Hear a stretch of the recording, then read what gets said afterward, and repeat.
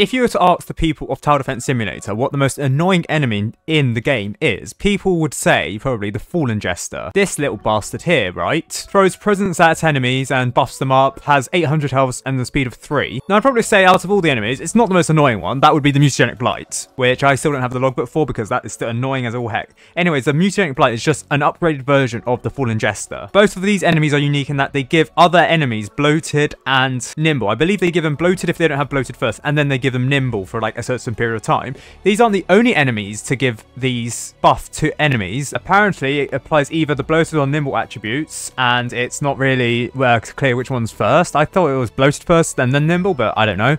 But it doesn't give them multiple bloated. So for example, if an enemy already spawns in with bloated, then the Fallen Jester won't apply bloated to it again. It will just apply nimble to it. The Fallen Jester can also buff other Fallen Jesters itself or boss enemies. This is the same for the Mutagenic Blight. So the fact that it appears on the last wave, the Mutagenic Blight, on wave 25, it doesn't buff the nuclear monster in any way whatsoever. Now, the thing about the Mutagenic Blight is its speed is actually lower than most enemies in Polluted Wastelands 2, so there is an easy counter for the Mutagenic Blight, which is to set the targeting for certain towers to either last or weakest. Well, probably weakest will attack some of the fleshlings, especially if they're not bloated. So actually, the best thing to do is set it to last, because the Mutagenic Blight is almost always the last enemy that spawns in. And even if it isn't, because it's so slow, it'll be overtaken by other enemies, which is an effective way to deal with Mutagenic Blight. And it's like one of the rare first times where you've had to target towers specifically for a certain enemy, because the orb that it throws is like splash damage, so it buffs a load of enemies. So if there are a load of enemies in the game,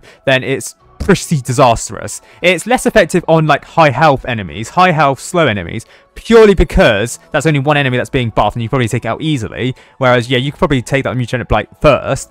But the fact that it can apply its buff to multiple enemies is where it's a bad thing. And quite honestly, the Fallen Jester isn't that much of a threat because of its low health. The only issue is, for the last wave, well, not the last wave, on wave 39, 9 of them spawn in, so it's really difficult to take care of them, especially if you skip wave 39 for some reason. In fact, wave 39 has become such of a difficult thing that people have said, why, Fallen Jester, did you give bloated and nimble to those Fallen Guardians? Why? And the fact is, if you skip wave 39 to get to wave 40, there is a chance that it buffs the Fallen Honor Guard, because the Fallen Honor Guard is not a boss enemy, so you might be having to deal with a 150,000 health enemy that isn't the Fallen King on its own, which is going to be a pain in the arse, let me tell you that. Because of this, the balancers of the game, or the testers of the game, have made a poll asking if the Fallen Jester seems unfair, along with the Hex Weaver, aka the Mutagenic Blight, but it's mostly focused on the Jester itself. So, personally, I don't think it's not unfair, because you can easily set the targeting for the Fallen Jesters,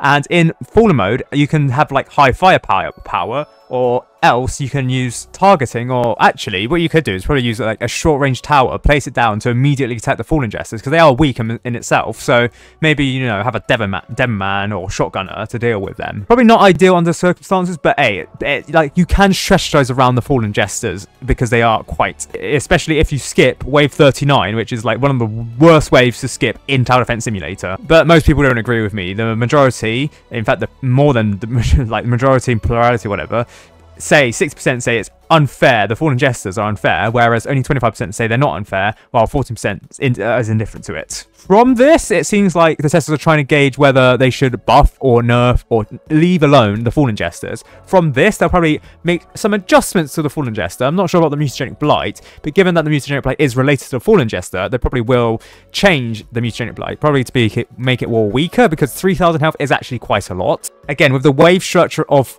Polluted Wastelands 2, you can easily set some towers to last, because they're going to be the last enemies that spawn in. Either that, or they're very slow, so other enemies will overtake them. Again, it's a bit more strategizing around the fact that the Fallen Jesters / the Mutagenic Blights exist, which I think gives difficulty to Tower Defense Simulator, not to the point where it's impossible. You can beat Polluted Wastelands 2, and you can beat the Fallen Jesters, but you just gotta think that little bit more. The fact that there are enemies that support other enemies, much like how we have towers that support other towers, you know? Yeah, let's not ruin the fun overrun of fallen jesters and mutagenic blights. Now, in other news, some polls have concluded, including Polluted Wastelands 2 Final Wave Nerf. 62% of people said there should be less enemies, 24% say less boss health, and 14% of people said no, it's fine as it is. I said it's fine as it is. Again, these polls here, this is from Balancing Feedback, where nothing here is subject nor obligated to make it into the game. I'm literally just reading the description of this. So, just because an idea is popular does not mean it'll make it to the game as a final product. They're just gauging interest. However, in recent times, some things here have made it to the main game, so you just have to wait and see if they are being considered or not. Something that I don't see adding being added to the game is like the farm modifier, the no farm modifier. 73% of people say yes, there should be a farm modifier, whereas only 27%, including myself, say there shouldn't be.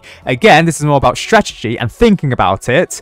If you can't realize that wave 25 waves in Polluted Wastelands 2 is not ideal for the farm, maybe you should probably get good at the game. I know most people aren't like that. They're just going to go into matchmaking and see that people are using the farm, but I guess that's the way things are. Sometimes you get good teammates, sometimes you get bad teammates, and sometimes you get horrible teammates that bring the farm to Polluted Wastelands 2, and you upgrade them to level 4 for some reason. Like, what the fuck's that about? Now, a poll that I actually missed, I didn't realize at the time, is does the golden minigun feel underwhelming as a DPS tower? If so, which aspects of it feel underwhelming? Personally, for me, I think what's underwhelming is the fact that it has like a 12 or 10 placement limit. But it's actually 15, so actually it's actually not too bad. I'd prefer it if it didn't have a placement limit, but you know what? Fair enough. However, most people said that the most underwhelming thing about the golden minigun is the fact that it has short range. Now, it actually does have short range. 18 range at max level is quite short, and 16 at level 3 is also quite short. I mean, you have to contextualize this. The minigunner, the base minigunner, only has 15 range at max level. However, when you compare this to other towers that the golden minigun is being compared to, so for example, the turret has 26 range, which is quite long.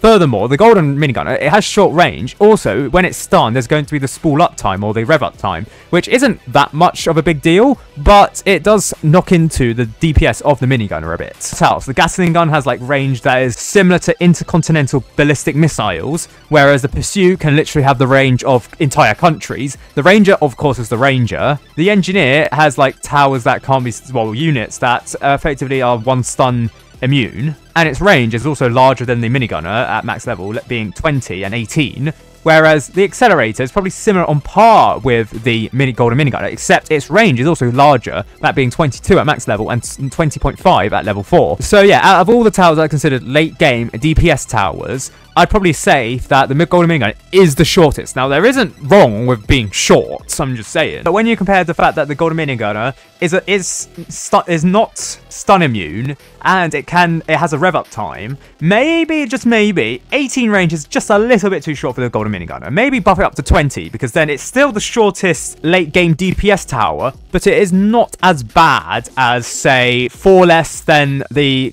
Accelerator or 8 less than the turret. And in fact, the fact that it can be stunned is one of also the other options. That its range nearly got the majority of the vote. It got the plurality of the votes. But 21% of people said the fact that the golden minigunner can be stunned / debuffed. Its DPS, price, cost efficiency is not mentioned as like a factor for the golden minigunner, which I think is, to be fair. Its cost efficiency, while not being as good as, let's say, the Accelerator or the Engineer, is still okay-ish enough. It's good enough. And only 3% of people said the golden minigunner does not feel underwhelming. So yeah, I don't know. I don't know if they'll buff it. I don't know if they'll buff it in the next update.